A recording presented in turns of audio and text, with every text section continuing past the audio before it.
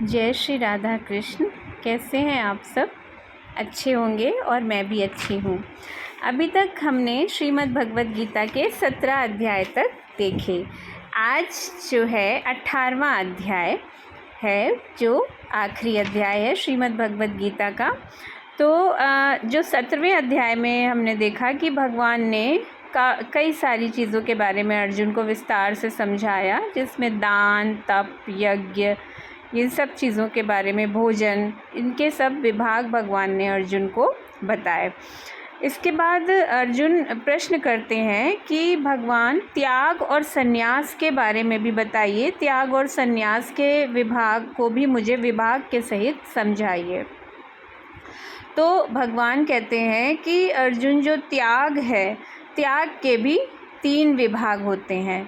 तो इसके बारे में भी भगवान बताते हैं। भगवान अर्जुन से कहते हैं कि अर्जुन, जो यज्ञ, दान और तप है ना, वो मनुष्य को निरंतर करते रहना चाहिए। क्यों करते रहना चाहिए? क्योंकि इनसे क्या होता है, मनुष्य पवित्र होता है और ये मनुष्य को पवित्र करने वाले होते हैं। मनुष्य जो है वो निरंतर आता रहता है संसार में, और उसके कर्मों का फल उसको मिलता रहता है, क्योंकि उसका, मनुष्य का पृथ्वी पर आना जाना लगा रहता है। जब तक वो संपूर्ण रूप से ईश्वर को नहीं समर्पित होता है, तो तब तक उसका आना जाना लगा रहता है। तो अपना जो कर्तव्य, अपना मार्ग और अधिक अच्छा करने के लिए मनुष्य को यज्ञ, दान और तप जो है वो इस जीवन में निरंतर करते रहना चाहिए।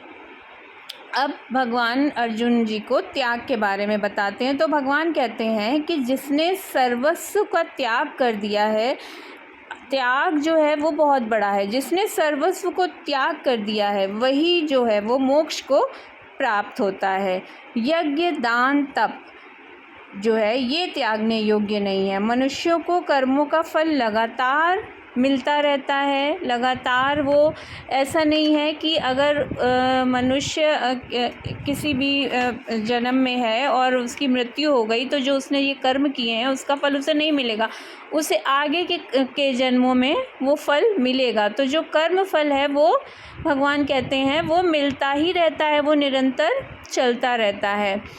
तो कोई भी कार्य अच्छा हो रहा है, बुरा हो रहा है, अगर शुभ कार्य हो रहा है तो उसके पीछे क्या होती है? भगवान का चिंतन होता है, मनन होता है, स्मरण होता है, ध्यान होता है, विवेक होता है, वैराग्य होता है। मतलब अगर कोई भी अच्छा कार्य करता है तो उसके अंदर ये सारे भाव होते हैं, तभी वो अच्छा कार्य करता है। और जब अगर कोई अशुभ कार्य हो रहा होता है तो वो क्यों हो रहा होता है? अशुभ कार्य होने के जो कारण हैं वो क्या होते हैं? काम, क्रोध, लोभ, राग, द्वेष, इन सब से प्रेरित होता है जब मनुष्य, तब कोई वो अशुभ कार्य करता है। तो भगवान समझाते हैं अर्जुन जी को कि भगवान यानी परमात्मा और प्रकृति के बीच में जो है वो एक आकर्षण की रेखा है। एक प्रकृति और परमात्मा में जो एक रेखा होती है वो एक आकर्षण होता है। और कुछ जो होते हैं वो हमारे प्रारब्ध होते हैं और कुछ हमारी इच्छाएं होती हैं। जैसे जो कोई भी कार्य करता है मनुष्य, कभी उसका प्रारब्ध होता है जो उससे कार्य कराता है, और कुछ उसकी इच्छाएं होती हैं। लेकिन अगर आप प्रकृति के आकर्षण में, अगर प्रकृति के आकर्षण मतलब परमात्मा के आकर्षण में, प्रकृति क्या है? परमात्मा ही है ना। अगर आप परमात्मा या प्रकृति के आकर्षण में, उसके सानिध्य में रहते हैं, प्रभु की भक्ति में रहते हैं, मनन चिंतन ध्यान में रहते हैं और प्रभु की शरण में रहते हैं, तो स्वाभाविक सी बात है आप ऐसे कार्य नहीं करेंगे जो कि बुरे हैं या जो अशुभ हैं। तो वो आप उन कार्यों को कर नहीं सकते हैं। बहुत ही कठिन होता है कि ऐसे कार्यों को ऐसा इंसान ऐसे गलत कार्य करे। तो भगवान अर्जुन जी से कहते हैं कि लेकिन अर्जुन, तुम चिंता मत करो, तुम्हारे लिए मैं हूँ, क्योंकि तुम जो हो, तुमने सारी इच्छाएं जो है वो मेरे ऊपर छोड़ दी हैं। और तुम जो हो, तुम्हारे करण कैसे हैं? तुम ज्ञान में हो, तुम्हारे अंदर वैराग्य है, तुम्हारे अंदर ज्ञान है, तुम प्रभु की भक्ति में लगे हो, तो इसलिए तुम्हारे लिए मैं हूँ। ये भगवान समझाते हैं।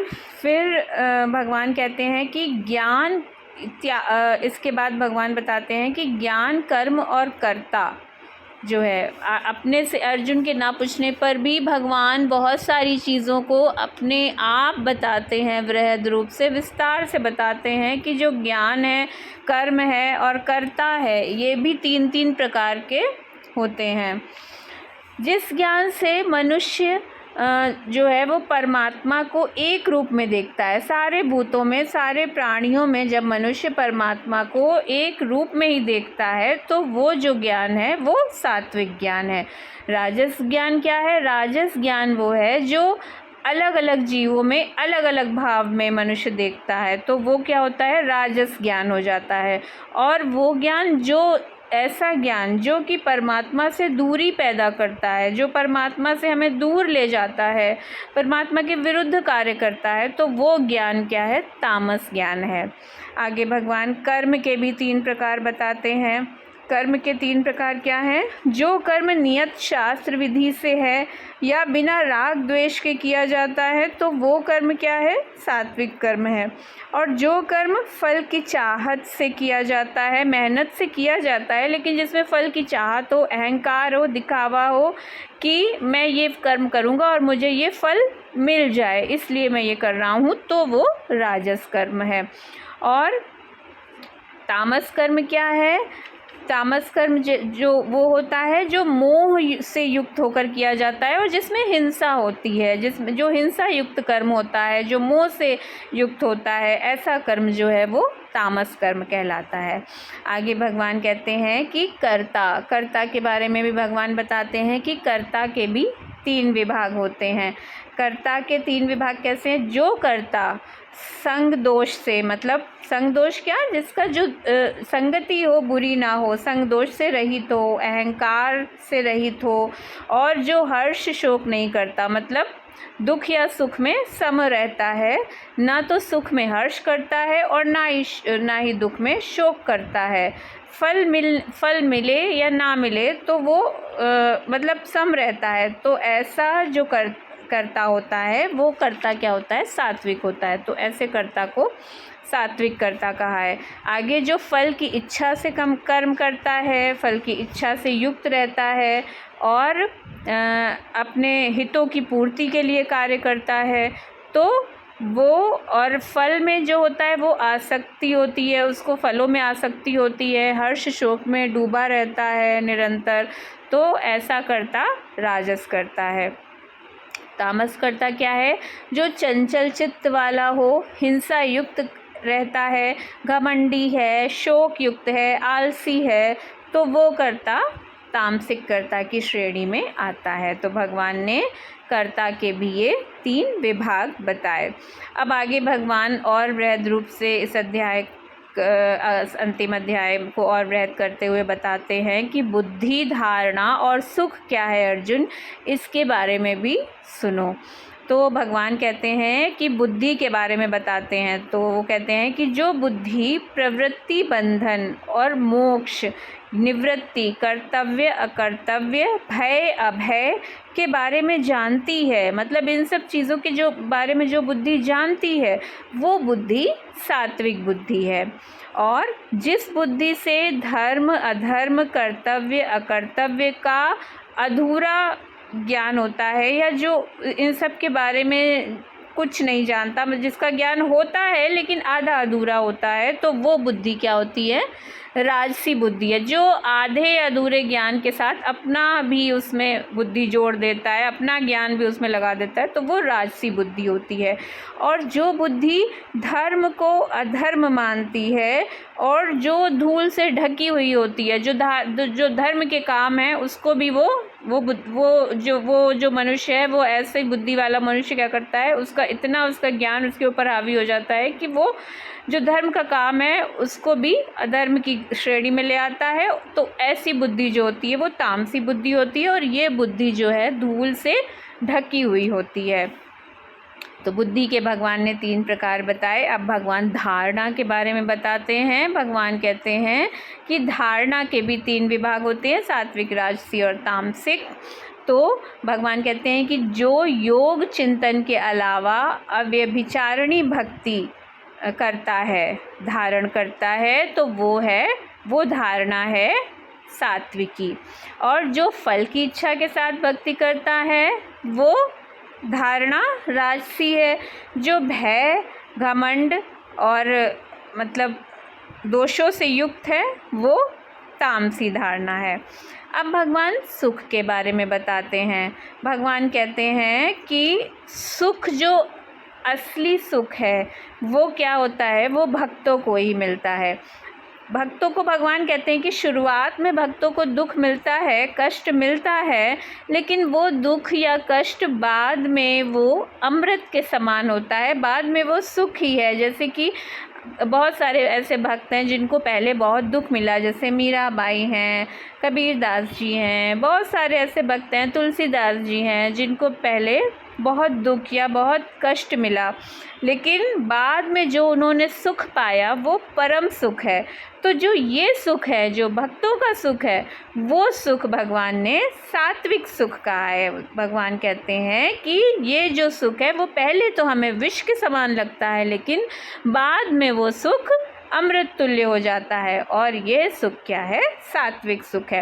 राजसी सुख क्या है? राजसी सुख वो है जो पहले तो आपको बहुत सुख देगा कि आप पहले बहुत अच्छी चीज़ें भोग रहे हो, आपको बहुत अच्छा लग रहा है, सारी चीज़ें आपको भोगने को मिल रही हैं, लेकिन उस सुख से आपकी इंद्रियां तृप्त हो जाती हैं, पर इसका अंत में इस सुख का कोई महत्व नहीं है। तो ये सुख क्या होता है? राजसी सुख होता है। आगे भगवान कहते हैं कि तामसी सुख क्या है? तामसी सुख वो है जो तो ना पहले ही जिसका कोई अर्थ है और ना बाद में ही जिसका कोई अर्थ है। तो जो तामस सुख है वो दोनों रूप से ही खराब है। तामस सुख ना पहले सुख देता है और ना बाद में सुख देता है। आगे भगवान जो पहले के अध्यायों में भगवान ने पहले भी वर्ण व्यवस्था के बारे में बताया है, तो इसी आखिरी अध्याय में भगवान फिर से वर्ण व्यवस्था को स्पष्ट करते हैं अर्जुन से। वो कहते हैं कि जो ब्राह्मण, क्षत्रिय, वैश्य, शूद्र जो ये हैं श्रेणियाँ, वो कर्म के आधार पे भगवान बताते हैं कि कोई मनुष्य जो है वो अगर अच्छे कर्म नहीं करता है, तो वो अगर ब्राह्मण भी है तो भी उसका कोई महत्व नहीं है। और जो वैश्य, शूद्र की श्रेणी में जो है, और अगर वो अपने कर्मों से ब्राह्मणत्व को भी प्राप्त कर सकता है। तो भगवान ने वर्ण व्यवस्था का फिर से स्पष्ट किया है कि जो वर्ण व्यवस्था है वो कर्मों के आधार पर है, कि कर्म अगर इंसान के अच्छे हैं तो वो ब्राह्मण की श्रेणी में है। आगे भगवान कहते हैं भगवान रहते कहाँ हैं? तो भगवान कहते हैं कि भगवान अर्जुन जी को समझाते हैं कि ईश्वर जो है वो सारे प्राणियों के हृदय देश में निवास करता है। मतलब बहुत आसान है। भगवान जहाँ हम ढूंढते फिरते हैं यहाँ वहाँ, भगवान कहते हैं मैं सब भूतों में, सब प्राणियों के हृदय देश में निवास करता हूँ, पर माया के कारण कोई भी या हम उन्हें देख नहीं पाते। तो भगवान कहते हैं हे भारत, हे पार्थ, हे अर्जुन, सब प्रकार से उस परमात्मा की शरण में जाओ, तुम्हें परम शांति मिलेगी। तू मेरे में ही अनन्य वाला हो और कहीं नहीं भटक, मुझे ही नमन कर तो तू मुझे ही प्राप्त होगा। आगे जो श्रीमद् भगवद गीता का जो बहुत मतलब जो आधार श्लोक है, जो महत्वपूर्ण श्लोक है, वो भगवान अंत में यही श्लोक इस श्रीमद् भगवद गीता का आधार है कि सर्वधर्मान् परित्याज्य मामेकं शरणं व्रज अहम त्वां सर्व पापेभ्यो मोक्षयिष्यामि मा शुचः। अर्थात तू सब धर्म विचारों को त्याग कर मेरी शरण में आ जा और सारी चीज़ें मुझ पर छोड़ दे। तो ये श्लोक जो है वो गीता का सार है। अंत में प्रभु पूछते हैं अर्जुन जी से कि तुम्हें मैंने इतने सारे अध्याय समझाए, तुम्हें कुछ समझ आया अर्जुन? तो अर्जुन जी कहते हैं, प्रभु आप के इस ज्ञान से मेरा मोह नष्ट हो गया है, मुझे स्मृति प्राप्त हुई है और मुझे ज्ञान प्राप्त हुआ है। तो अंत में जो श्लोक है वो अंत के श्लोक में संजय जी श्रीमद् भगवद गीता के अंतिम श्लोक में कहते हैं कि धृतराष्ट्र जी से, क्योंकि संजय जी तो धृतराष्ट्र जी से ही बता रहे हैं ना ये सारी चीज़ें कि भगवान ने अर्जुन जी से कुरुक्षेत्र में क्या कहा। तो संजय जी धृतराष्ट्र जी से कहते हैं कि राजन, जहाँ योगेश्वर कृष्ण हैं और जहाँ धनुर्धर अर्जुन हैं और वहाँ इंद्रियों की दृढ़ता ही जो है वो गांडीव है, वहाँ ऐश्वर्य विभूति हैं, तो वहाँ क्या होगा? ऐश्वर्य विभूति वाले श्री कृष्ण हैं, तो वहाँ क्या है? वही विजय है। संजय जी धृतराष्ट्र जी से कहते हैं। तो आगे यही है श्रीमद् भगवद गीता का जो ये अंतिम अध्याय है। तो ये जो श्रीमद् भगवद गीता है वो सिर्फ अर्जुन के लिए नहीं है, संपूर्ण मानव के लिए है। भगवान ने संपूर्ण मानव जाति को अर्जुन को सामने रखकर संपूर्ण मानव जाति के लिए इस श्रीमद् भगवद गीता का उपदेश दिया है।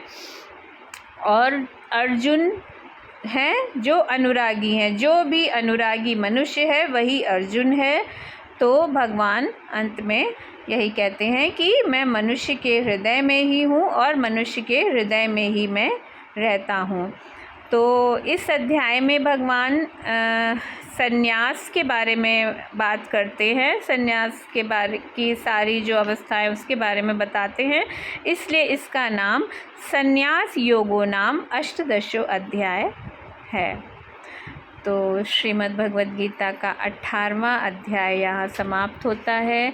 अपनी छोटी सी बुद्धि से जो त्रुटियों के साथ ही मैंने श्रीमद् भगवद गीता के कुछ अध्यायों का कुछ थोड़ी बातें जो मेरी सूक्ष्म बुद्धि में आ पाई आपसे बताने की कोशिश की है। अगर इनमें कोई भी गलती हुई हो, त्रुटि हुई हो तो क्षमा करिए। जय श्री राधा कृष्ण।